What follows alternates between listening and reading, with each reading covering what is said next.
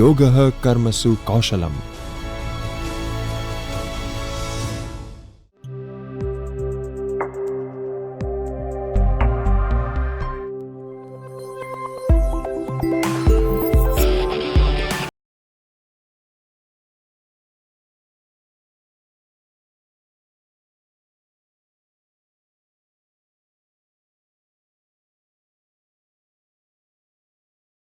This is Professor Neelam Panchal from Gujarat University, and I welcome all of you in this session on decision making, meaning and characteristics.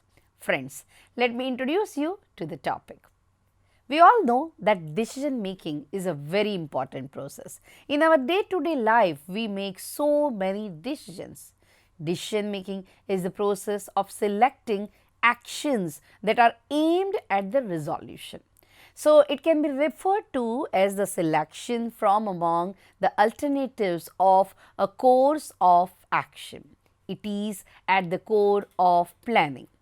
The decision making process can be conducted either by individuals acting alone or by groups. So, there are several models and theories that are developed to explain the decision making and how effectively you can decide.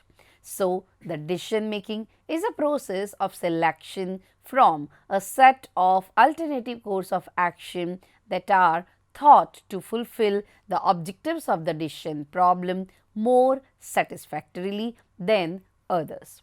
Decision making is an essential component of every function of management. Friends, in the words of the Peter F. Drucker, whatever a manager does, he does through decision making. When we talk of teachers, a teacher is constantly involved in decision making, whether it is regarding school activities or related student centered activities. Knowingly or unknowingly, a teacher is always at decision making. Decision making is a process of thinking and deciding before doing so, and it is inherent in every activity. That is why decision making is often called the essence of managing. Friends, no one can survive without effective decision making. Some of the decisions may be routine and repetitive in nature, and some may be strategic in nature, which may require a lot of systematic and scientific analysis. In the educational sector, for example, a teacher is always a decision maker. Teachers are expected to make the decisions that affect the growth and the development of the students in their care. And like that, in the other areas also, decisions are involved. Let me explain you the objectives of the session. So, the objectives of the sessions are to discuss the importance and the process of decision making, to analyze the models of the decision making, to discuss the relativity of the creativity and decision making, to analyze the common errors in the decision making, and to make you understand various characteristics of the decision making. Let us see the definition of decision making.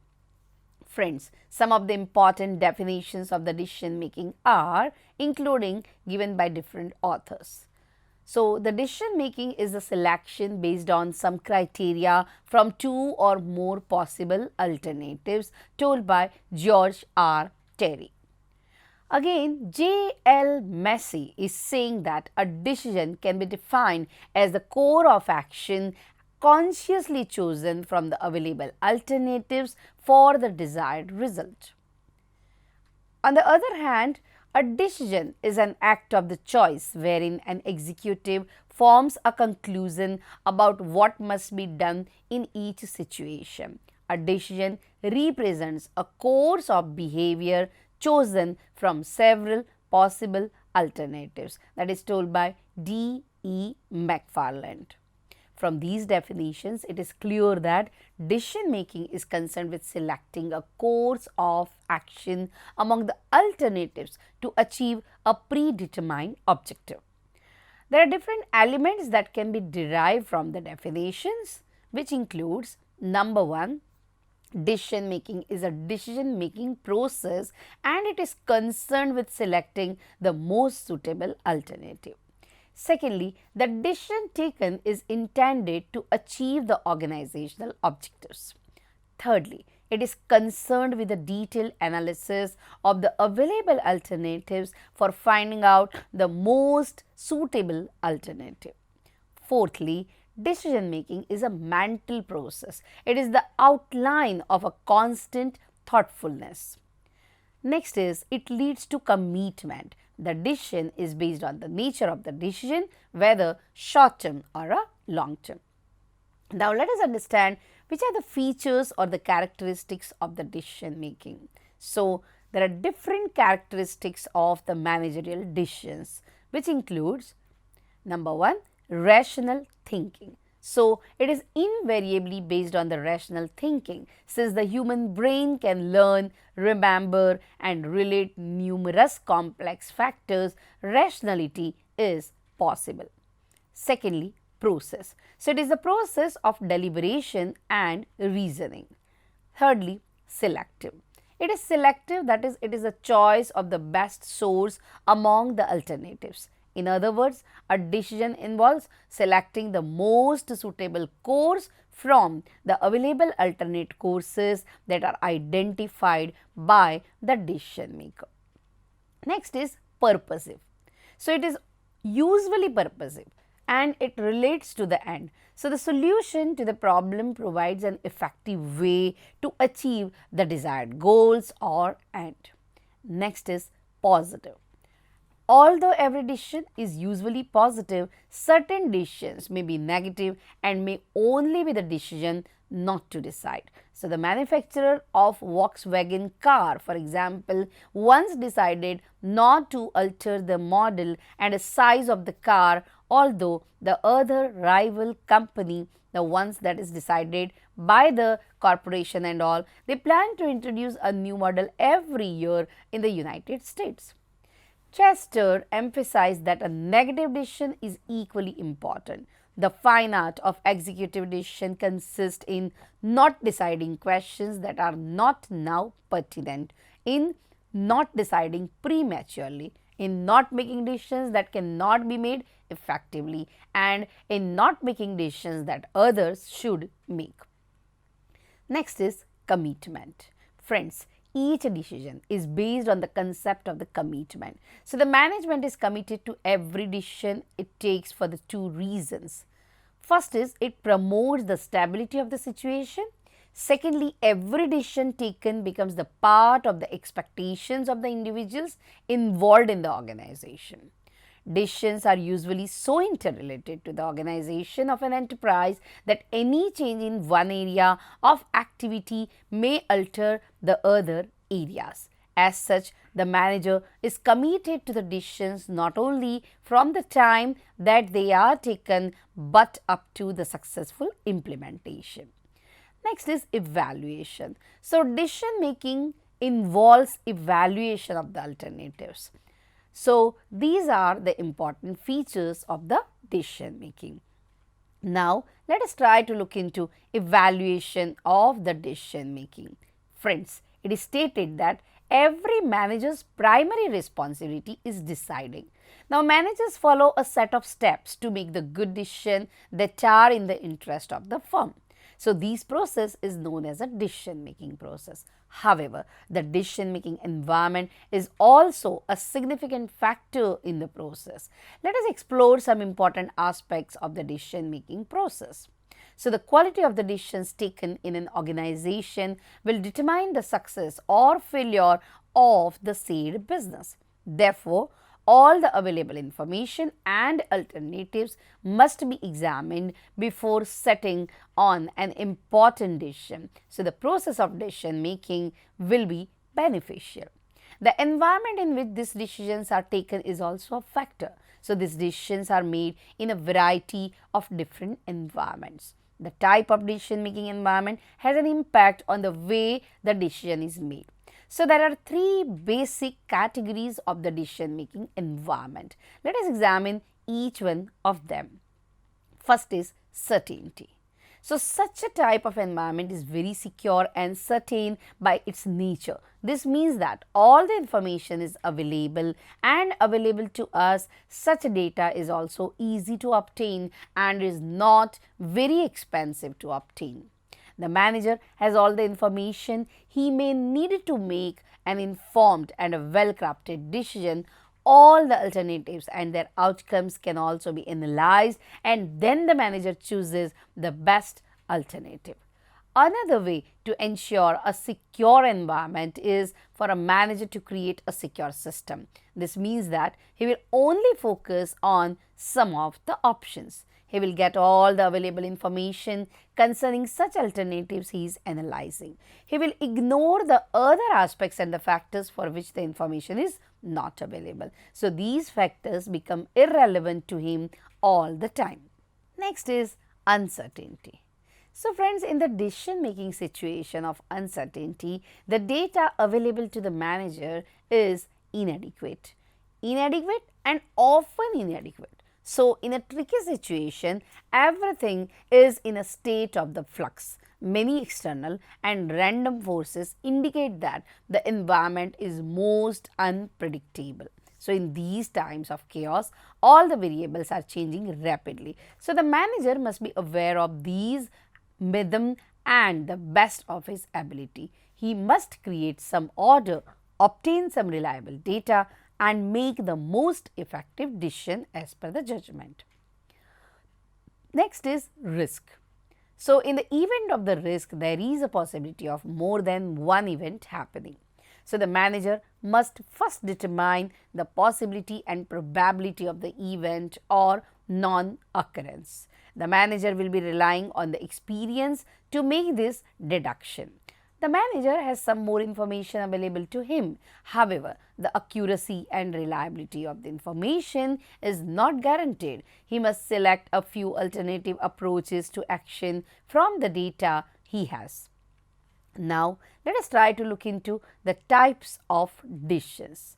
So, friends, decision making is one of the essential functions of the management. It is very specific scientific activity with a well-defined decision making process.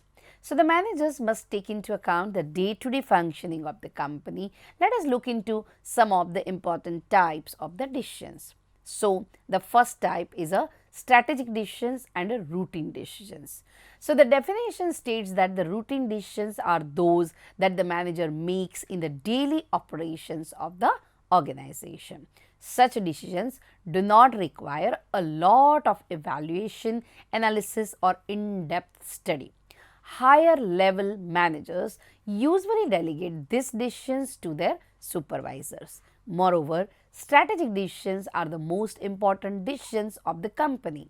These are often taken by the upper and middle level management. They usually relate to the policies of the firm or the strategic plan.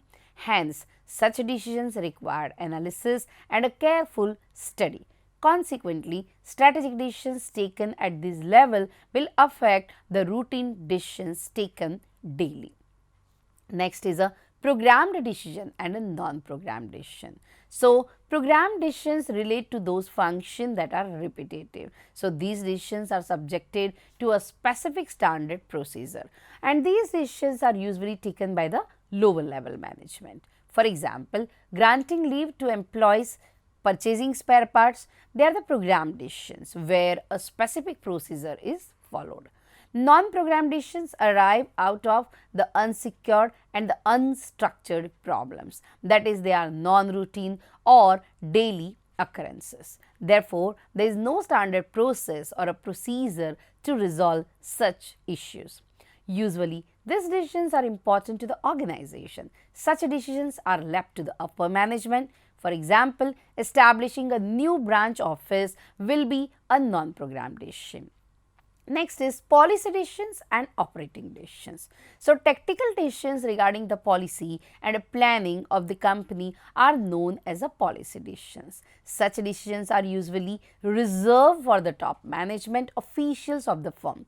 They have a long-term impact on the company and require extensive analysis.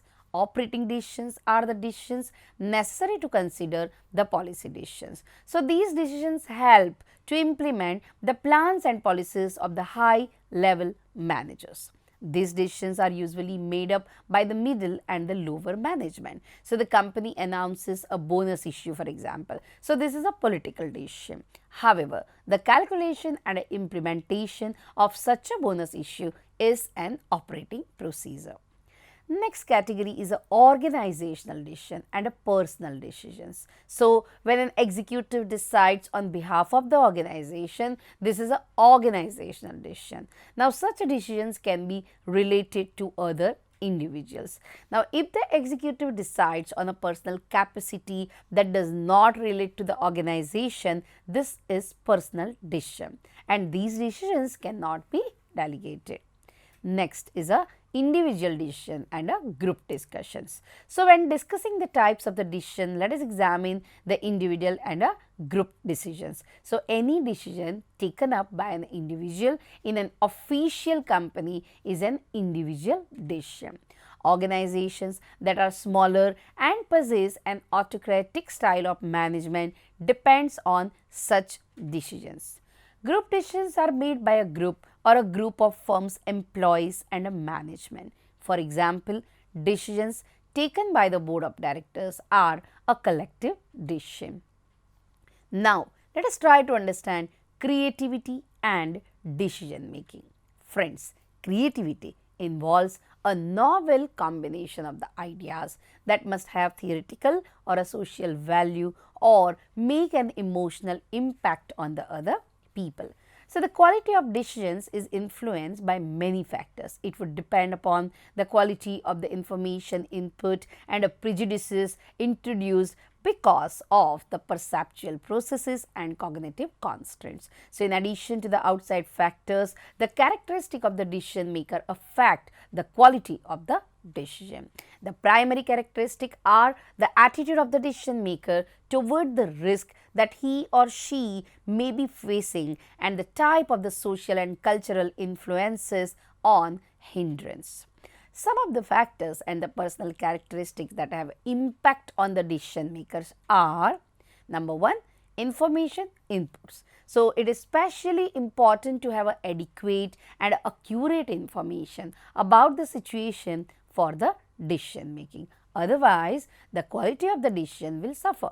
So, it must be recognized, however, that an individual has certain mental constraints that limit the amount of information that he or she can adequately manage. Less information is dangerous, and it is as dangerous as too much information, even though some risk takers are highly authoritative individuals to make decisions based on comparatively less information than the more conservative decision makers.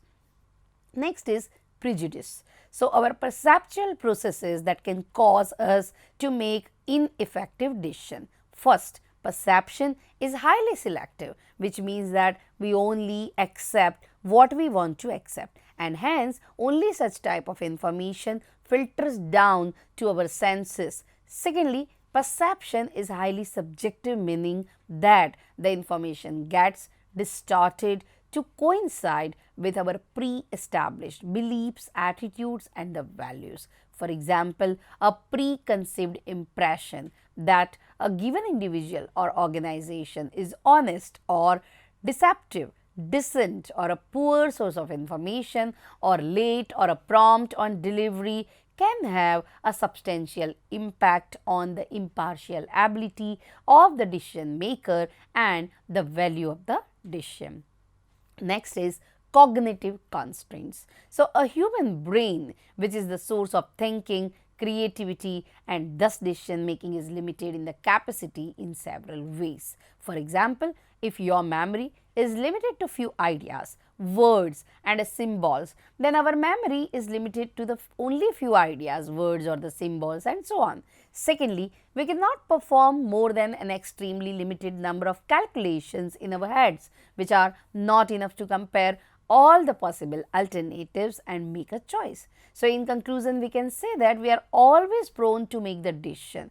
We are never sure if our choice of alternatives were correct or not and the optimal until the impact of the implication of the decision has been felt. So, this makes us feel very insecure. These constraints limit us from using heuristics, which means limiting the search for the facts and data and using the limited information for decision making. So, this leads to satisfactory decisions rather than the optimal decisions.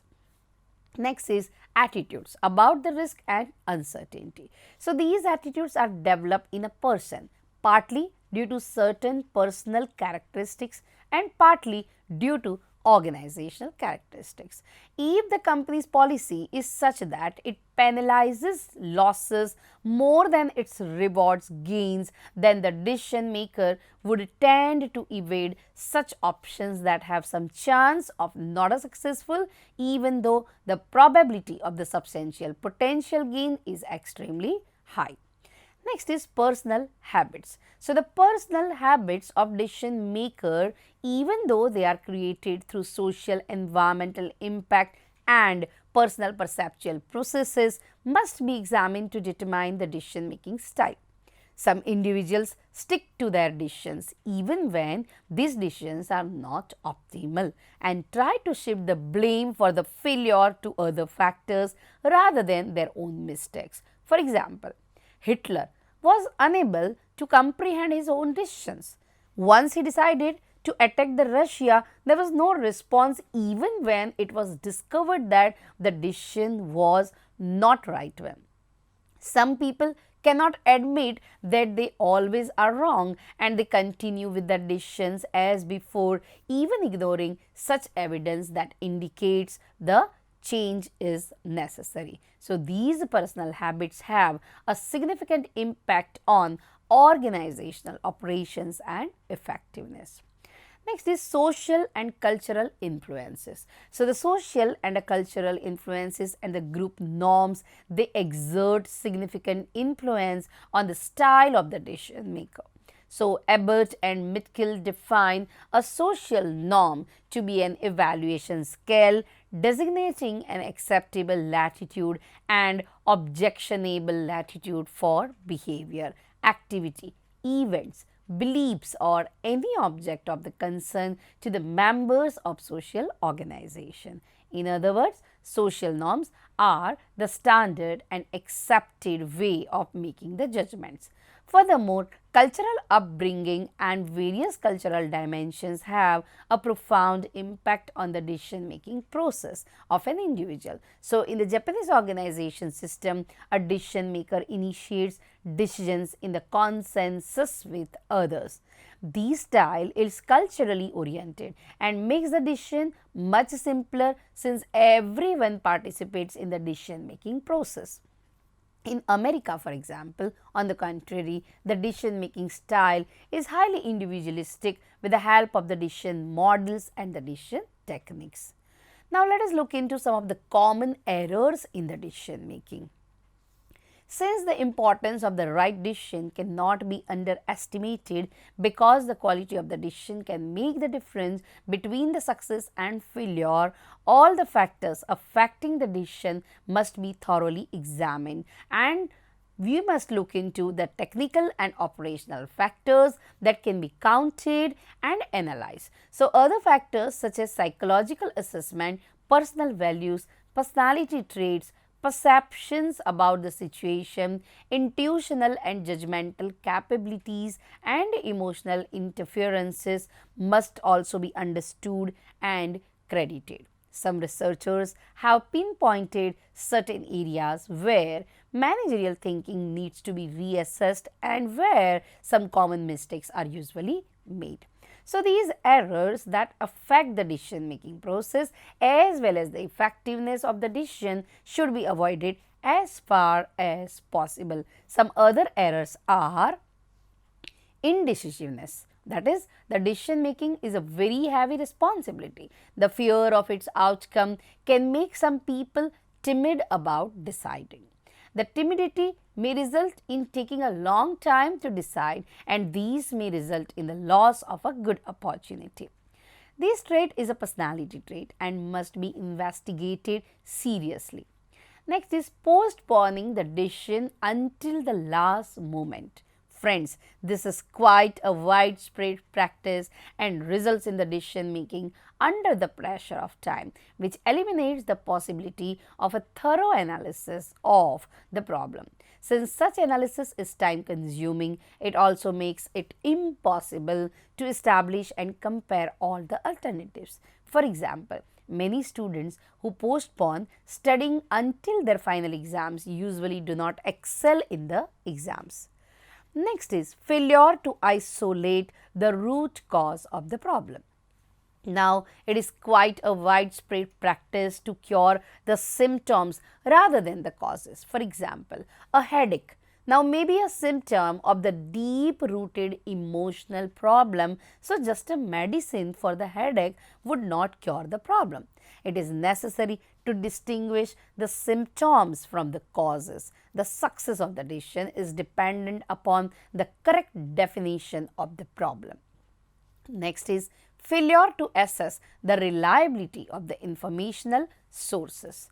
So friends, very often we take it for granted that the other person's opinion is very dependable and trustworthy, and we do not check the accuracy of such information for ourselves. So many times the opinion of the other person is taken so that if the decision fails to bring the desired results, the blame for the failure can be shifted to the person who provided the information. However, this is a poor assessment of the manager's ability and integrity, and the manager must be responsible for the outcome of the decision. So, it is his duty to assess the accuracy and the reliability of the information that is provided to him. Next is the method of analyzing the information may not be a sound one. Since the most decisions, especially the non-programmed ones, must be based upon a lot of information and many factors and variables, the procedure to identify, isolate and select the useful information must be sound and dependable. Usually, it is not operationally feasible to objectively analyze more than 5 or 6 pieces of the information at any given of time. Hence, a model must be built which incorporates and manages many variables to the aid of the decision maker. Also, it is desirable to define the objectives, criteria and constraints as early in the decision making process as possible.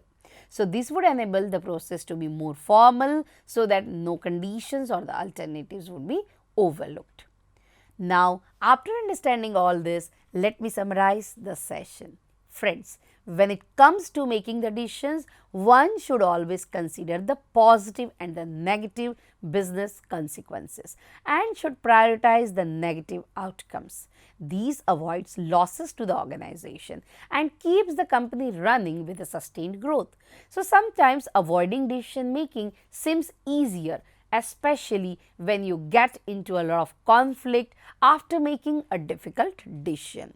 But making the decision and accepting their consequences is the only way to stay in control of your corporate life and the time. I hope you would make the right decision in future for any of your business concern and in your life. I hope you are clear with all the fundamentals of the decision making, and I hope you like the session.